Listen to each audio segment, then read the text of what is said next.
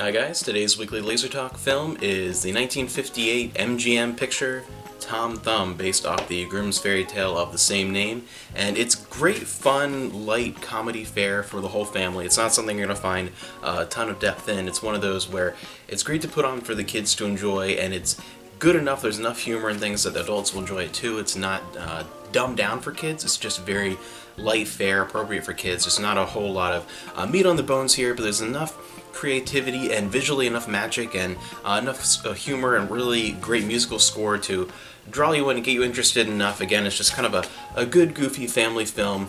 Nothing absolutely spectacular, but that's what it tries to be, and it does that very, very well. It is what it wants to be. It is a fairy tale on film, and it is presented, for the most part, very, very well.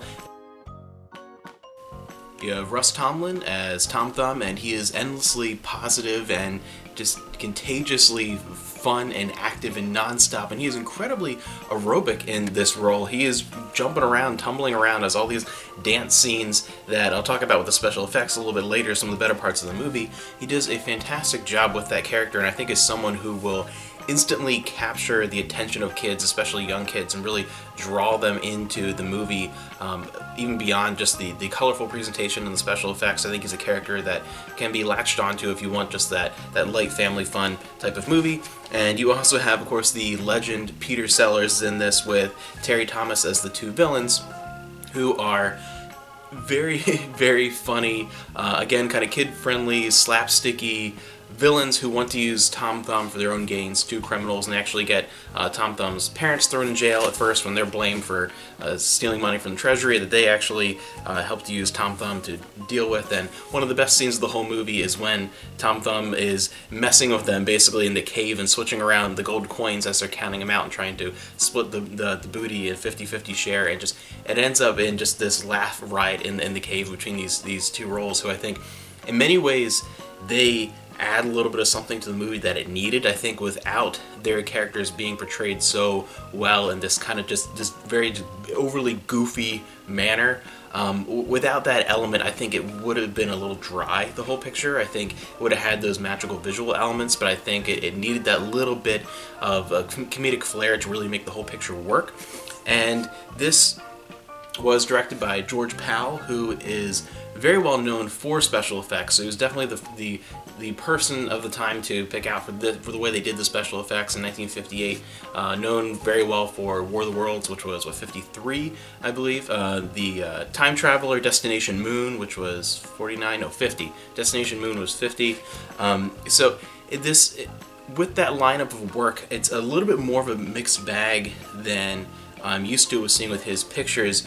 I think this actually was up for some awards for its visual work, and for the most part it works really, really well. You have a very good mixture with Tom Thumb, where you have stop motion with the toys mixed in with people in costumes. Sometimes you'll have a scene where you see the back of a toy partially in camera view, and it's actually a person in a costume, and you see Tom Thumb, and it works really, really well. And then you get into Tom Thumb, as I said, with all the tumbling and dancing and things, and interacting with props that are everything's sized very well to work with Tom Thumb, the size of your thumb, and you have stop motion animation mixed in there with him with the toys, and that all actually works really, really well, especially for the late 50s. It's pretty seamless, and the scenery is done fantastically. Everything looks really, really great in the scale. Sometimes things can look a little bit goofy when you switch from the exact same environment from the perspective of the actors who are, life size, normal size, and then you go down to someone who's supposed to be small, like Tom Thumb, size of your thumb.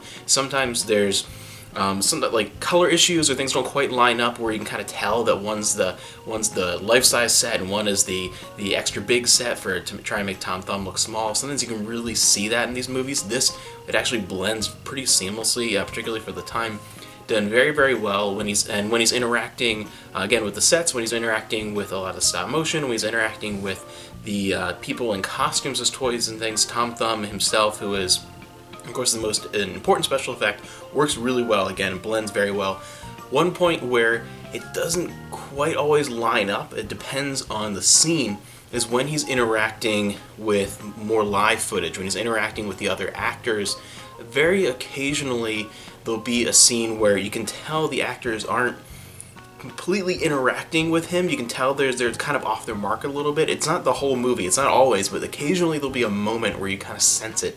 And again, being a kid's movie, that it works perfectly fine for a kid who never noticed those things, because it's so slight. But you have other things too where you can very much see the difference between the two pieces of footage. With you have you know, Tom Thumb and with the other actors in the scene. Occasionally you can see that and it doesn't quite blend as well. And I think the only reason why it was noticeable for me is because some other scenes were done so impressively well. I mean, something where it looks like it was filmed 5, 6, 7 years later than it actually was, with how well some of the special effects blend. But then other scenes, it's like, okay, this is late 50s. It doesn't quite come together. It's a bit more of a mixed bag than I'm used to with his pictures. I think a lot of times too, I think it's more the fact that most of his effects tend to have a very sci-fi flair, and I think many times, for some reason, the way he does those, they blend a little bit better.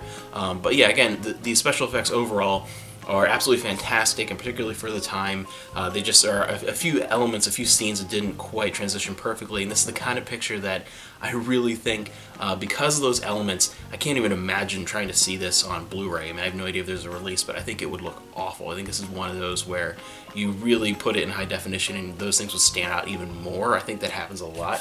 The other thing too is, this is a deluxe letterbox presentation, and it looks pretty good. The one thing I'll say though is, I really think Technicolor works really well on LaserDisc. Black and white and Technicolor, I think, are the two styles visually that I think really stand out very, very well on the LaserDisc format. From my experience, I think those really, the colors look really fantastic and vibrant.